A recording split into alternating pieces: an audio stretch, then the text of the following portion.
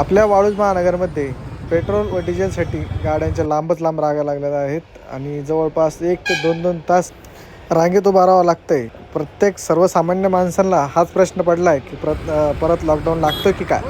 सध्याची आपल्या वाळूज महानगर भागात ही परिस्थिती आहे. तुमच्याकडे काय परिस्थिती आहे नक्की सांगा. लांब रांगा मागे फुल ट्रॅफिक.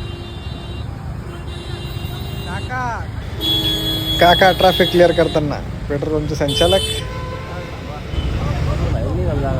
नाही लागले वारीला टाक्या फुल करून घ्या. अरे काय इले अक्षू